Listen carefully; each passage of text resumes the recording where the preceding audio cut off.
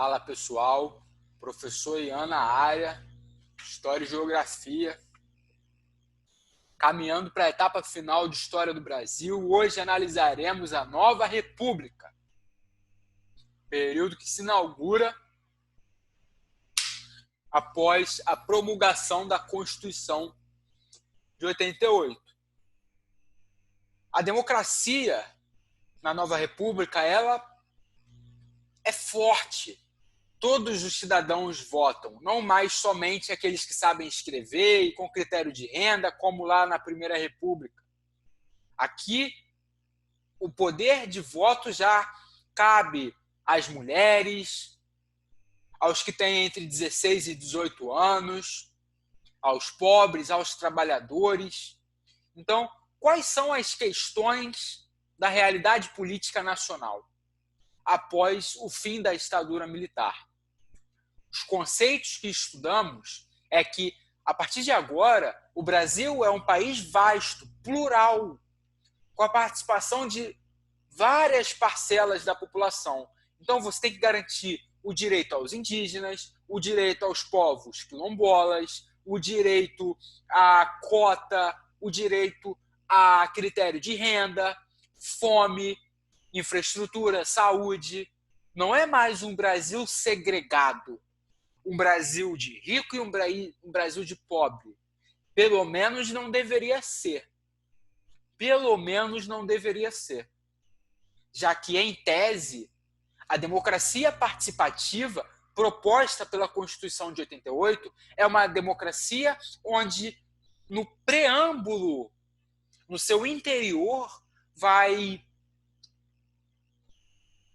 prometer condições iguais a toda a população. A igualdade é um direito civil conquistado pela população brasileira. Mas a igualdade funciona como? Essa Constituição de 88, ela caminha, ela está em qual orientação econômica?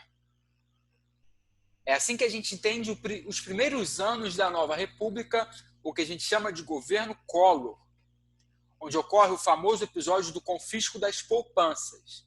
O Collor, ele imaginava o seguinte: eu vou confiscar o dinheiro da população para quitar a dívida pública.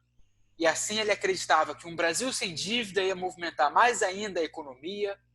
Mas o fator é que o Collor, assim como o Fernando Henrique Cardoso, eles participavam de um grupo político que defendia muito a participação do capital estrangeiro na economia brasileira. Em certa medida, o capital dos Estados Unidos. A entrada de empresas estrangeiras no Brasil.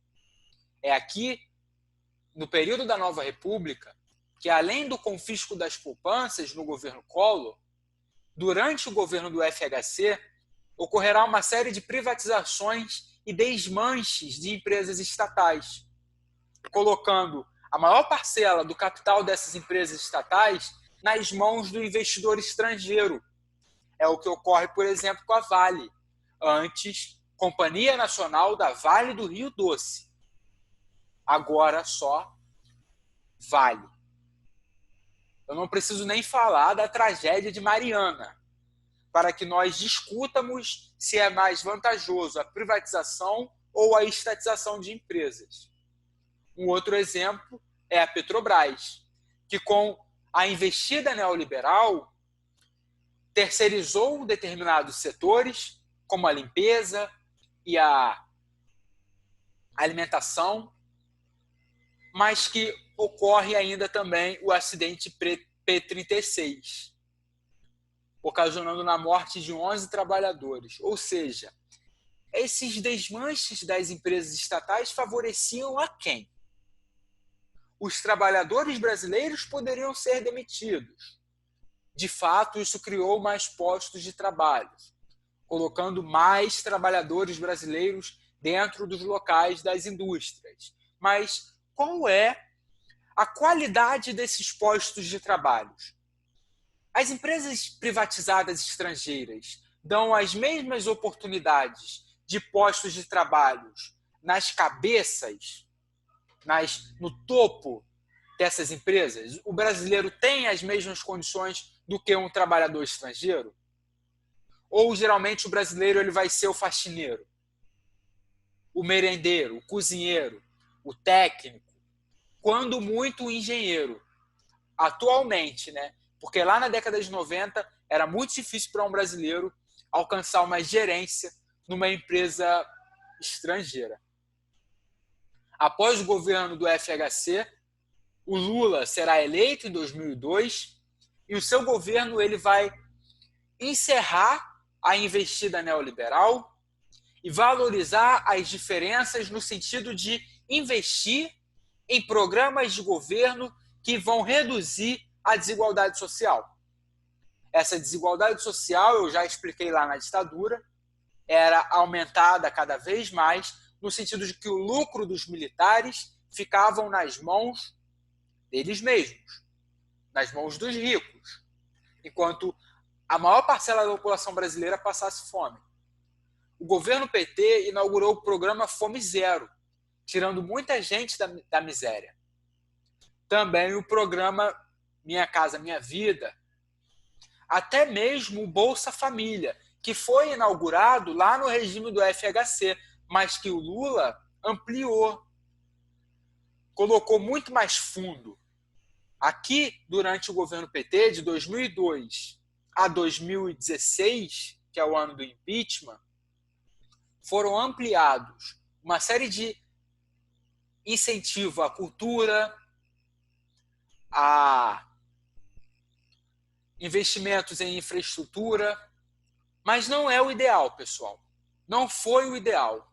O ideal é que você perceba que ainda hoje, em 2020, o Brasil é um país pobre, já que muita gente ainda morre de fome, ainda mora sem infraestrutura, sem condições de saneamento básico, em estradas de chão. Ou seja, governo algum aplacou de fato a diferença na realidade brasileira. Nós ainda somos um país onde morre muito mais pobre e 1% dos ricos guardam 70% da riqueza nacional. É importante a gente pensar que a questão do vestibular de vocês, que vai tratar da realidade histórica hoje, ela com certeza vai trazer questões sobre violência urbana, mortalidade de negros nas favelas. Ela vai trazer questões sobre população sem saneamento básico e população morando nos condomínios. Assim, enxergando a realidade do Brasil hoje, fica mais fácil de entender a realidade histórica do Brasil durante todo o período nacional. Essa foi a nossa aula de hoje. Vejo vocês nas lives de sexta-feira. Um grande abraço. Tamo junto.